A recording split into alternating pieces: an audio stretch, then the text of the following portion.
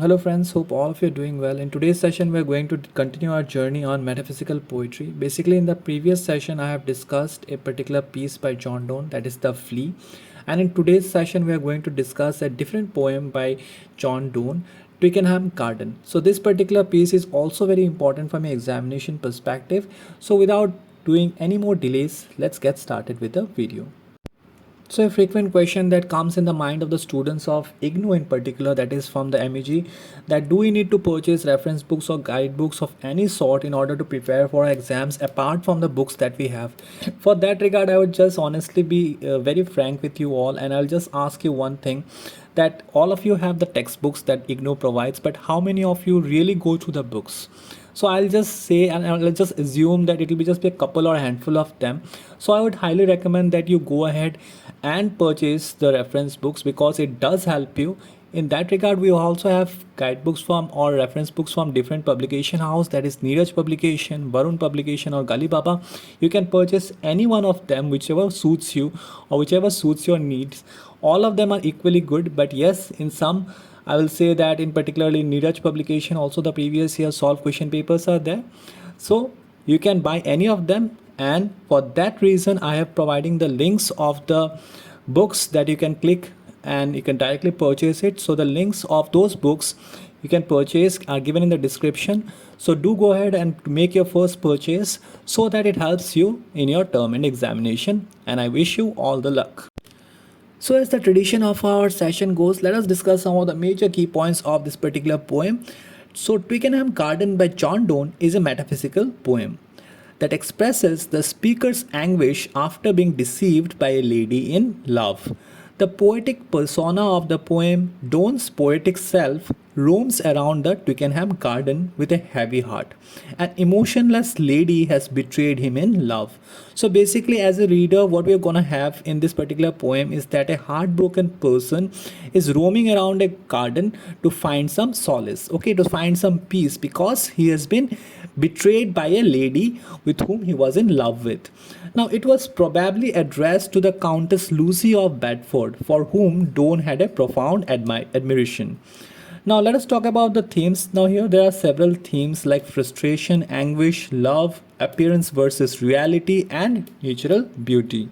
So, the poem starts with blasted with sighs and surrounded with tears. Hither I come to seek the spring, and at mine eyes and at mine ears receive such balms as else cure everything.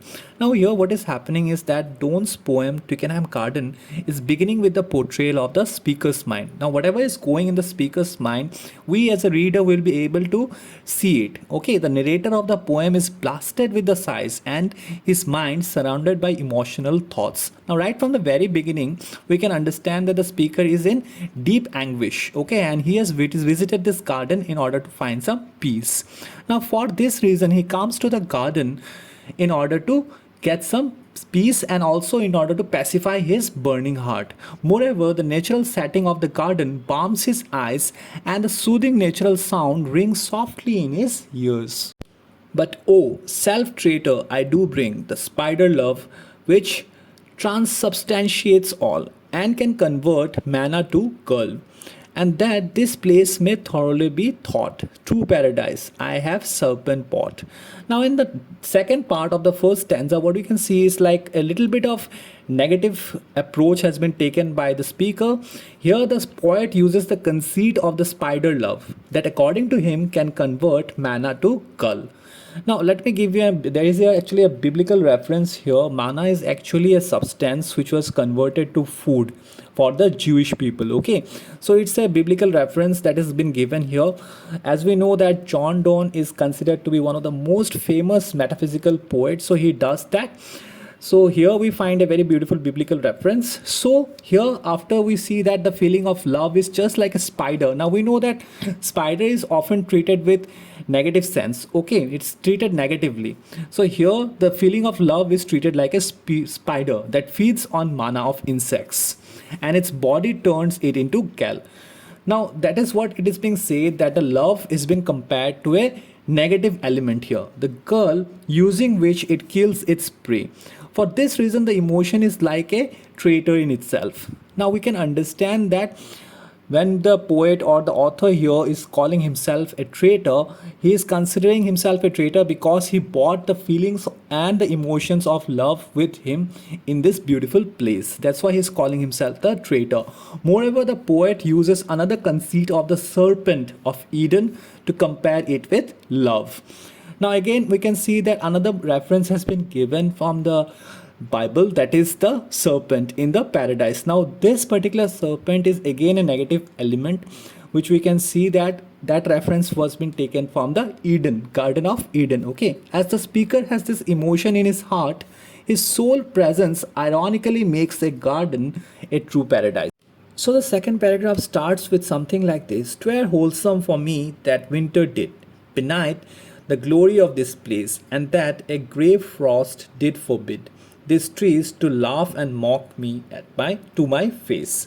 Now, in the second stanza, what we see is that the speaker says that it was wholesome for him if winter beneath the glory of the place, and grey frost covered the trees of the garden. Now, why the speaker is trying to say that such a beautiful place should be covered with frost and snow? It is because he wants the trees that is in the garden to stop laughing at him and stop mocking at him. Now, obviously, in reality, it's not possible. We know that the trees and the plants are the silent creatures, they cannot make noise, but it's the disgrace that is in the heart of the speaker which lets him feel that everything around him is making fun of him because he has been dejected by the person whom he loves dearly. "But that I may not this disgrace endure, nor yet leave loving love, let me some senseless piece of this place be." Now, in this next three lines of the second stanza, we can see about the disgrace that I was just talking about. It's the speaker talking about the shame that he has felt because of the dejection and the rejection that he has faced in the hands of his love. Now, we can see that the speaker is very much in a disturbed state of mind, and in this state of mind he is very much ashamed of himself, and he is just exclaiming this that he is not able to take the disgrace any longer, and so he wants that the nature should convert him into some senseless peace because he regards this particular garden very highly, and he feels that everything in this garden has a certain sense of meaning, and so he wants to be converted himself into a senseless piece of that particular place and be a part of that nature. "Make me a mandrake so I may grow here, or a stone fountain weeping out my ear." In the last two lines, the speaker wants to be a mandrake so he may grow there, or a stone fountain weeping out his memories of the past. It is important to mention here that the mandrake plant, also known as mandragora, was used in folk medicines for good health. So the speaker just wants to be of some help out here, okay? Even after he is turned into some voiceless plant. So coming to the last stanza of the poem, that is Twickenham Garden, here John Donne says, "Hither with crystal fields lovers come, and take my tears which are love's wine." Now here what is the happening is that the speaker refers to the lovers who come to that place with crystal fields. Now what is the meaning of fials? Fials is a type of small glass container. Okay, so previously we have seen that he had wished to be a fountain, and here we see that in a fountain what happens is that the water in the fountain is compared to his tears. Alright, "And try your mistress' tears at home, for all are false that taste not just like mine." Alright, so here what is happening is that whatsoever the lovers come to collect the fountain water, actually that are compared to his tears, the poet metaphorically compares this water to love's wine. Okay, so what he is saying that once he is converted to this fountain, the water that will be coming out of that fountain is basically his tears which he is letting go of his love, and this is nothing other than love's wine. And he asks the lover to compare it with his mistress' tears. Okay, so he is actually challenging the other lovers to compare it with their respective mistress' tears. Now that person will find that the tears of his beloved are nothing in comparison to the fountain water or the speaker's tears. "Alas, hearts do not in eyes shine, nor can you more judge woman's thought by tears than by her shadow what she wears. Now here the poet uses an epigram in this line. Now we all know what is an epigram. Epigram is basically an idea which the authors or the poets use in order to express a idea in a very clever or amusing way. So in this particular line, that is, alas hearts do not in eyes shine, he is trying and using an epigram. Now what is happening is that it means one cannot read one's true emotions from the eyes. Okay, the speaker has done so and found it to be a mistake. As I already told you from the beginning of the poem, that the poet was heartbroken here because he was rejected by the person, by the lady whom he loves. So he is saying that the tears in the eyes of his beloved or a woman cannot be trusted. That's why he is there in his lonely walk through the Twickenham garden. Apart from that, he says that none can judge a woman's thought by tears or by her shadow, what she wears. Now here, what shadow stands for is the emotions, specifically the soft tones. The last two lines of the poem goes something like this: O perverse sex, where none is true but she, who's therefore true because her truth kills me.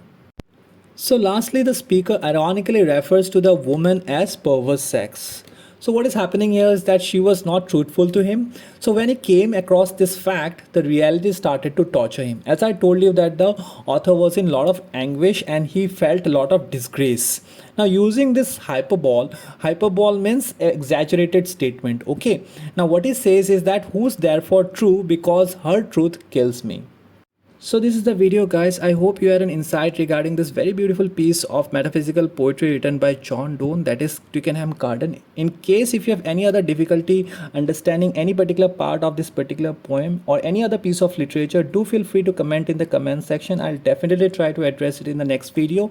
And also do check out the notes and analysis of this particular session that is given in the description, the link of which is given in the description. And of course, do purchase the reference books or the guidebooks, be it Neeraj publication, the Varuns or the Gully Baba. The link of all the books I have given in the description. So be smart and get the books so that you can have a smart approach for your term and examinations. Till we meet next time, God bless you and thank you all.